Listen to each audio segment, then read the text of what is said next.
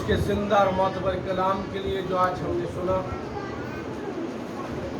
اور پھر آپ سبوں کے لیے، گیتوں زبوروں کے لیے، پرستش کے لیے، اور آج جب ہم مدر ڈے کے موقع پر ایلڈر پرویز صاحب کی میموریل سروس منا رہے ہیں چرچ کی جانب سے، منسٹری کی جانب سے، تو یہ بہت اچھی روایت ہے اس چرچ میں۔ مجھے یاد ہے، آپ سب کو بھی پتہ ہے، بہن شیلا بی بی کی بھی میموریل سروس منائی گئی اس چرچ میں، وہ بھی خدا کے گھر سے جڑی ہوئی تھی، اور ایلڈر پرویز صاحب بھی، انہوں نے بھی چرچ میں وہ خدمت پسند کی جو سبھی لوگ خدمت پسند نہیں کرتے۔ جو چرچ میں آتے ان کی جوتیاں اٹھانا اور ان کو سیدھا کرنا، چرچ میں صفائی اور ستھرائی کا کام کرنا، پینٹ شرٹ پہن کے آنا، کپڑے پریس کیے ہوئے، پینٹ شرٹ پہنی ہوئی ہے، شوز پہنے ہوئے، کیپ پہنی ہے، آپ کو پتہ ہے اینک لگائیے، بابو بن کے آنا، اور یہاں آ کر خدا کے گھر میں جھاڑو پکڑ لینا، اور پھر خدا کے گھر میں نہیں، گلی میں، کوچوں میں، اور بسا اوقات جب وہ ہمارے گھر میں ادھر پاسٹر ہاؤس میں ہوتے تو وہاں بھی اگر ان کی والدہ، میری مراد میری اہلیہ سے ہے، وہ کوئی کام کرتی تو انہیں بھی کہتے ماں جی آپ پیچھے ہو جائیں، یہ کام میں کروں گا۔ یہ کچھ خاص روحیں ہوتی ہیں، کچھ خاص لوگ ہوتے ہیں، ہزاروں لاکھوں کروڑوں میں کچھ لوگ ہوتے ہیں جو اس طرح سے کرتے ہیں۔ ہر کوئی اس طرح سے نہیں کر سکتا، اور نہ ہی کسی کے بس کی بات ہوتی۔ جو اندر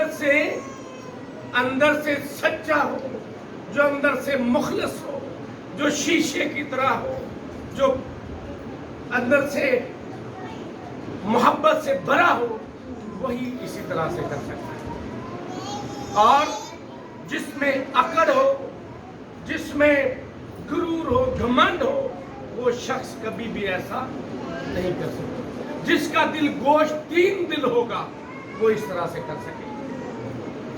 وہ خاک نشیں ہونا پسند کرے گا جس کا دل گوشت تین دل۔ تو ایلڈر پرویز صاحب کا دل کون سا دل تھا؟ گوشت تین دل۔ صرف میرے ساتھ ہی پیار کرنے والے نہیں، میری ہی خدمت کرنے والے نہیں، ہر شخص کو سلام کرنے والے اور ہر شخص کی عزت کرنے والے، صرف بڑوں کی عزت کرنے والے نہیں، چھوٹوں کی بھی عزت کرنے والے۔ وہ اس طرح کا شخص تھا، اس طرح کا خدا کا بندہ تھا کہ کوئی چھوٹا بھی بات کر دے تو اس کو بھی وہ سلام پیش کرتا کہ آپ نے میری بھلائی کے لیے بات کی۔ اس طرح کوئی نہیں، اگر کوئی چھوٹا بات کرے گا تو چھوٹا تو کیا، کوئی بڑا بھی بات کرے تو لوگ یہ سمجھتے کہ یہ ہماری کیا کر رہا ہے جی، انسلٹ کر رہا ہے۔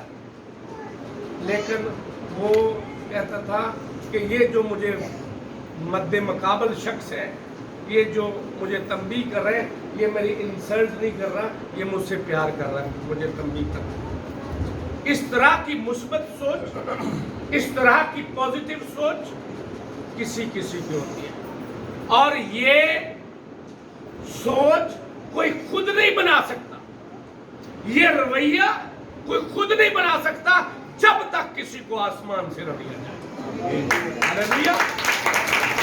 یہ حکمت، یہ دانائی، یہ فہم ایلڈر پرویز صاحب کو کس نے عطا کیا تھا؟ خدا نے عطا کیا۔ اور ہر دل غم زدہ ہے، ہر آنکھ اشک بار ہوئی ہے، جتنوں نے سنا ہے سبھی دکھی ہیں، خاندان تو دکھ سے بھرا ہے، سبھی دکھی ہیں۔ یاد رکھیں، ہیلپنگ ہینڈ چرچ یہ منسٹری آپ کی اپنی منسٹری ہے، آپ کا اپنا چرچ ہے۔ ہم ایک خاندان کی طرح ہیں، ہم ایک خاندان ہیں، اسی لیے تو جو ہم سے بچھڑ گئے، جنہوں نے خدمت کی، ہم نے چرچ میں اہتمام کیا سب نے مل کے. سو میں خدا کی شکر گزاری کرتا ہوں خادمین کے لیے جو میں نے اظہار خیال بھی کیا, اور آپ سبوں کے دل میں بہت ساری باتیں ہیں. اگر آپ کہنا شروع کریں سبھی بار بار تو یہاں شام ہو جائے, لیکن میں سمجھتا ہوں کہ جتنوں نے یہاں اظہار خیال کیا ہے انہوں نے آپ سب کی نمائندگی کر دی. اور میں ایک بات کہنا چاہتا ہوں کہ جس طرح سے پاسٹر مختار صاحب کی ڈیتھ ہوئی اور ان کی جگہ ان کے بھائی نے لی, اور آپ کو پتا ہے ایلڈر اشرف صاحب آج خدا کی خدمت میں ہیں اور آسن طور پر اپنے بھائی کی ذمہ داریاں نبھا رہے ہیں, اور انہوں نے اس سلسلے کو قائم و دائم رکھا ہے. اور میرا ایمان ہے کہ بیٹا عامر جو ہے وہ ان ذمہ داریوں کو جو ایلڈر پریس صاحب کے کندھوں پر تھی, اس کے شانوں پر تھی, ان کو یہ بیٹا آسن طور پر نبھائے گا.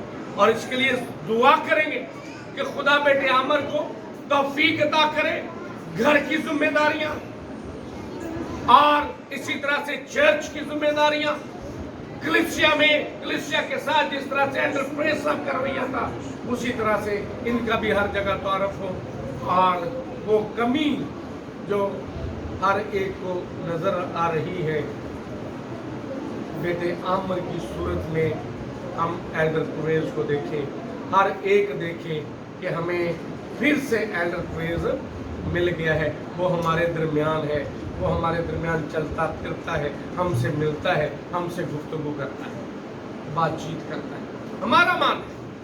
اور یاد رکھیں پالوس رسول فرماتے ہیں میرا جی تو چاہتا ہے کہ کوچ کر کے کہاں جا رہا ہوں, مسیح کے پاس, کیونکہ یہ کیا ہے بہت بہتر ہے, بہتر نہیں بہت بہتر ہے. مطلب بہت بہتر کا مطلب بہترین, کیا مطلب ہے بہترین. تو ایلڈر پریس کہاں ہے, بہترین جگہ پر. کون سی جگہ پر ہے, بہترین جگہ پر ہے. وہاں نہ آنسو ہے, وہاں نہ رونا ہے, وہاں نہ دکھ ہے, وہاں نہ درد ہے, وہاں نہ یہ مٹی ہے نہ گرد و غبار ہے. وہاں انجیکشن لگوانے کی ضرورت نہیں, وہاں ڈاکٹر کے پاس جانے کی ضرورت نہیں ہے, وہاں رونے کی ضرورت نہیں ہے, وہاں کسی طرح کا دکھ نہیں ہے. اگر یہاں پر کوئی خدا کا نام لیوا شخص ہے تو اسے ماحول نہ ملے تو وہ دکھی ہوتا ہے, دعا کا ماحول نہ ملے. لیکن جب یہاں سے وہ چلا جاتا ہے تو بہترین ماحول اسے ملتا ہے. یہاں پر اگر اسے گھر میں ماحول مل جائے تو یہ موبائل خود تو اگر آپ بیل لگا لیں گیت کی زبور کی, لیکن جب کسی کو کال کریں تو ہو سکتا ہے آپ کے کان میں کس کی آواز آ جائے گی, گانے کی آواز آ جائے گی. آپ کے کان میں کس کی آواز آ جائے گی, کسی ڈائلاگ کی آواز آ جائے گی, کسی اس طرح کی آواز آ جائے گی کہ میں تو نائک ہوں, میں تو یہ ہوں, میں تو وہ. اس طرح کی بیل لگائی ہوتی, ٹیون لگائی ہوتی ہے. مطلب کیا ہوا کہ یہاں اس زمین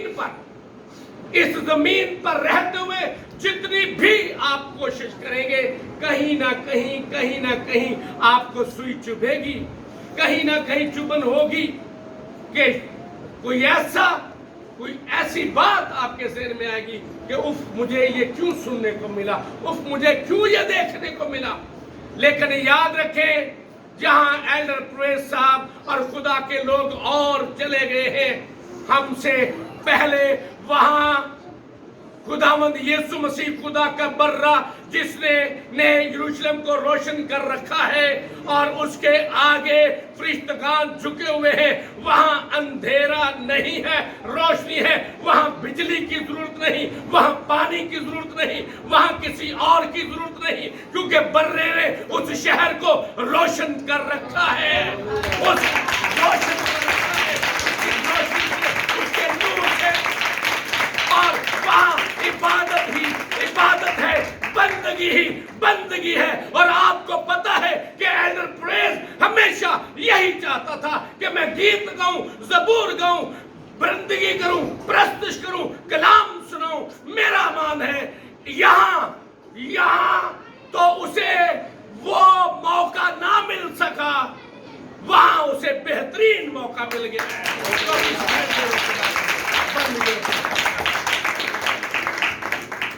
تو میرا مان ہے کہ خدا کے کلام نے آج, خدا کی کلام کی باتوں نے غمزدہ گھرانے کو تسلی عطا کی.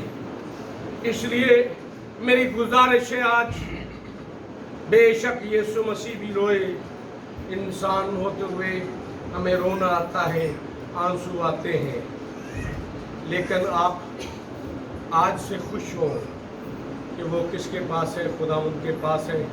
وہاں زبور گا رہا ہے, وہاں حمد و ثنا کر رہا ہے, وہاں خدا کی مہما گا رہا ہے, وہ سجدے میں ہے خدا کے حضور. سو آج جب ہم خدا کے حضور ہیں, اس خاندان کے لیے دعا کریں گے کہ خاندان پھر سے بحال ہو, اور اسی طرح سے یہ جس طرح سے پہلے خوشیوں کے ساتھ زندگی بسر کر رہے تھے اسی طرح سے زندگی بسر کریں. میں نے اسی لیے روکا تھا کہ آج آپ نے اس طرح کے گیت نہیں گانے کہ کوئی ایک آگے گیت گئے اور سبھی رونا شروع کر دیں. یہ کوئی مسیحی طریقہ نہیں ہے, یہ کلام خدا کا طریقہ نہیں ہے. کلام خدا رلانے کے لیے نہیں ہوتا, کلام خدا تسلی دینے کے لیے ہوتا ہے. سو آج خدا کا شکر ہے, گزشتہ شب بچوں نے پریکٹس کی, اس طرح کے گیت گائے ہیں کہ نیلے آسمان کے پار جائیں گے, میرا یسوع رہتا وہاں, اور پھر ہم ملیں گے بادلوں پر, ہم ملیں گے بادلوں پر. اس کا مطلب ہے ہم خوشی, ہمارے اندر خوشی ہے, روحانی خوشی ہے کہ ہم ملیں گے, ہماری ملاقات ہوگی, دو بدو ایک دوسرے کو دیکھیں گے, اور ہم سینہ بسینہ ملیں گے راست بازوں کو. سو اپنے سروں کو جھکائیں گے اور دعا مانگیں گے.